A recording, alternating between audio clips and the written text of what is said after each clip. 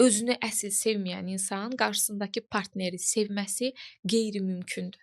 Və sevgi adlandırdığı məfhum da insanların, əgər özünü sevməyən bir insan deyirsə ki, mən qarşımdakı insanı sevirəm, onun sevgi adlandırdığı məfhum sadəcə olaraq asılılıqdan qidalandığı bir hissəni, yəni asılılıqdan qidalandığı bir ortamı sevməsidir. O insanı yox. Ya asılılıqdan qidalanır bu insan, ya xilaskar olmaqdan qidalanır bu insan, ya da qurban olmaqdan qidalanır bu insan və adını da deyir ki, mən sevirəm bunu, qarşımdakı insanı.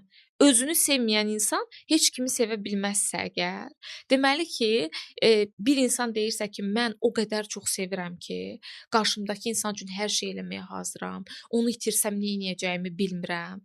Bu düşüncələrlə münasibətin içində qalmağa davam eləyirsə, ordakı sadəcə olaraq psixoloji asılılıqdır insanın. Bu əsl sevgi deyil.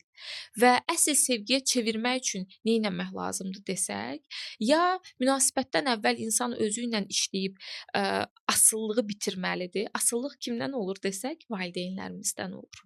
Bizi dünyaya gətirən və bu dünyanı yaşamağı, necə yaşamağı öyrəndiyimiz insanlardan.